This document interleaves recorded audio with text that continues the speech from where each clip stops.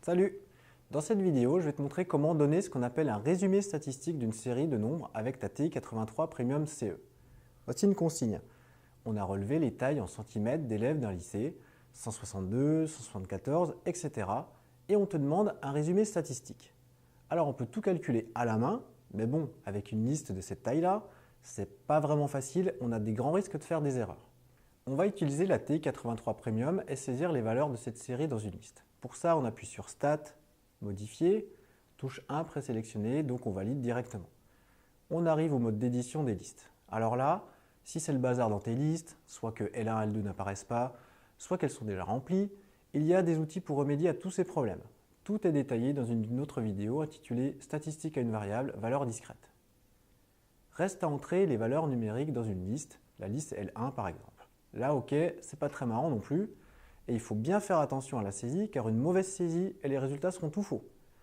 Pour faire cette saisie, tu te places dans la liste L1, tu entres la première valeur dans la liste, 162, et tu fais Entrée, et ainsi de suite.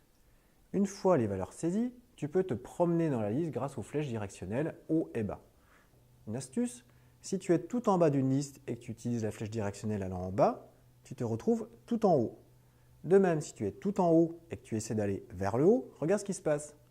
Tu montes vers le nom de la liste, puis si tu appuies une seconde fois sur cette flèche haut, tu te retrouves tout en bas de la liste. Alors maintenant, ce qui serait pas mal, c'est que cette liste soit triée dans l'ordre croissant. On y verra déjà plus clair. Pour ça, tu fais Stat, Tri A, c'est le tri dans l'ordre croissant. Tu saisis le nom de la liste, L1 ici, et tu exécutes. Si tu vas regarder cette liste L1 présent, elle est rangée dans l'ordre croissant. C'est plus simple pour déterminer les valeurs extrêmes ou pour comptabiliser le nombre d'élèves qui mesurent une taille donnée.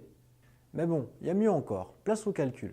Un menu s'ouvre, tu indiques que le nombre de valeurs à prendre en compte sont dans les listes L1, entrée 2 fois, et voilà, les résultats demandés s'affichent. Encore faut-il comprendre les notations.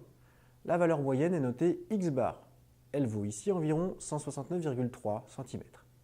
N égale 33 t'indique que l'effectif total, qui représente le nombre d'élèves de cette classe, est égal à 33. Min X t'indique la valeur minimale. Q1 entre crochets TI 83CE t'indique le premier quartile. Ce premier quartile correspond bien à la définition vue en classe.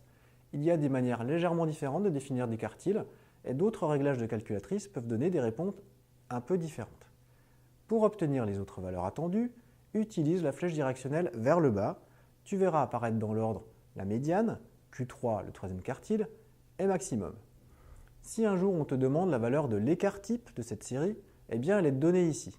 C'est bien pratique, ce calcul peut se faire à la main pour donner une valeur exacte, mais c'est d'une part un calcul très fastidieux, et d'autre part, la valeur approchée donnée par la calculatrice suffit en général amplement pour interpréter le résultat. Cette valeur se note sigma x et vaut ici environ 5,453. Ne pas la confondre avec celle immédiatement au-dessus, Sx, qui est un écart type corrigé que tu rencontreras peut-être dans tes études post-bac. Pour le moment, tu as tout ce que tu voulais, un résumé statistique de ta série. Tu pourras interpréter les résultats en disant par exemple qu'environ la moitié de cette classe mesure moins de 1,68 m grâce à la valeur médiane. Tu apprendras avec ton cours à interpréter les valeurs trouvées, notamment les situations où la médiane et la moyenne sont très différentes. Maintenant, on va passer à la seconde question de l'exercice.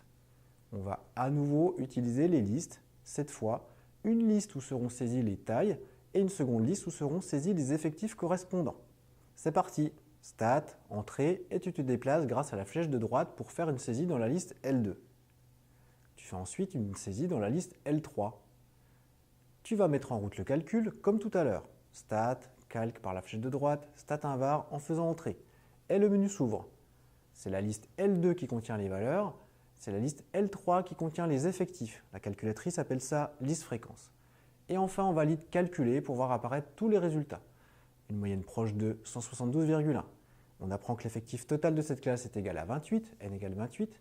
Et comme tout à l'heure, on va pouvoir retrouver les valeurs attendues, min, premier quartile, médiane, troisième quartile, maximum. Ça y est, tu sais déjà faire pas mal de choses. À bientôt et bonne suite à toi.